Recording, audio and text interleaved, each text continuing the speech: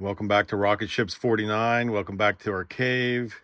Today we're going to be doing an unboxing of the Vortex StrikeFire 2 Red Dot Optic.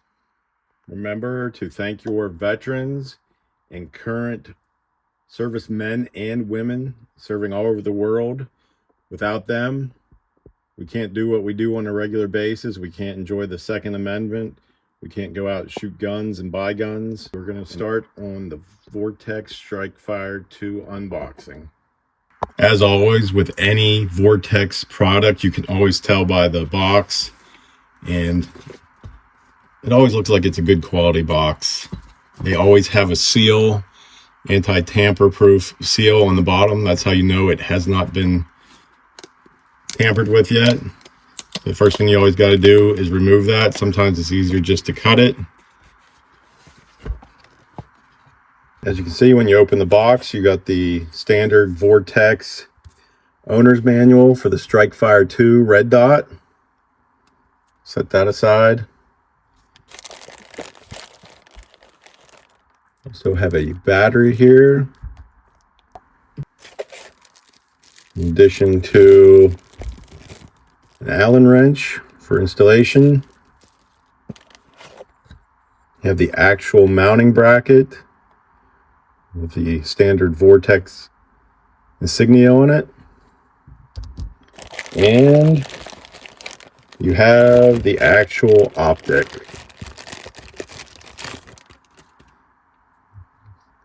As you can tell from any Vortex, it always has the insignia. I always thought it was a pretty cool insignia. So there's all the components that came with. So now let's start looking at each one individually. As we look at the optic itself, you can see it comes with standard flip-up covers for protection of the lens. I believe that comes on all optics by Vortex. So that's a nice feature to have. On this optic, the windage adjustment's actually going to be on the side here. Just got to screw up the cap.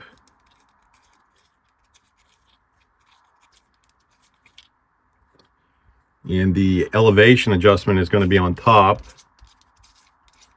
One of the cool features about any Vortex optic are the caps have a built-in tool. You can see it's almost like a flathead screwdriver.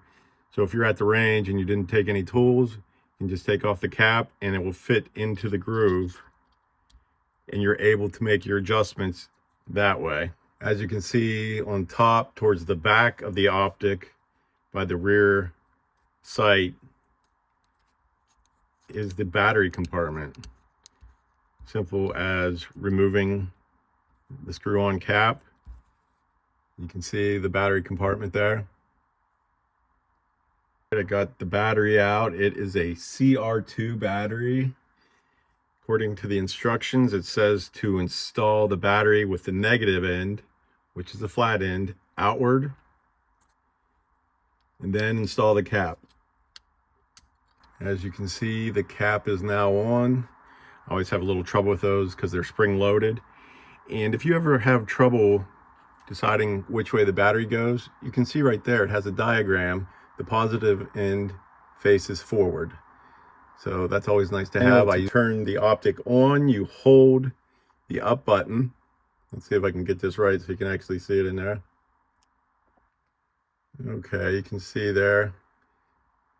You're able to brighten or dim the reticle. To turn off the optic, it's as simple as you hold down the up and the down button at the same time for several seconds, then the optic will switch to the off position. If you're looking at the optic, the longer portion goes towards the front of the barrel, with the shorter portion going towards the rear. Now, something I've never really got clarification on, I believe it's all a matter of personal preference. Which direction do you put the ring mount? On the other guns I have it going forward, the angle going forward, but I don't see why you can't have the angle going back, which this part would be going back towards your eye, towards the buttstock. So I think that's all just a matter of personal preference. For today's purposes, I'm not going to attach the mount to the Optic because I haven't decided what I'm going to do with this Optic yet. But as you can see, this is the third Vortex StrikeFire 2 that I've purchased. I've put the other two on my ARs and they've been absolutely great. Something I did not cover, you can see on the mount, these go on pretty much any standard Picatinny rail. Just put it on the rail, find your correct spot or distance for eye relief, and then you're going to use your Allen wrench provided. You're going to tighten the nut, and then you'll use the Allen wrench to keep torquing it till you get it to the tightness level you desire. So the big question probably everybody's asking is, how much was it? How much was the Optic? Now this particular one, when I bought it from Palmetto State Armory online, and I paid $89 for it. The price has definitely gone down over the last couple of years. I believe the first one I bought about 2 years ago was probably close to $150.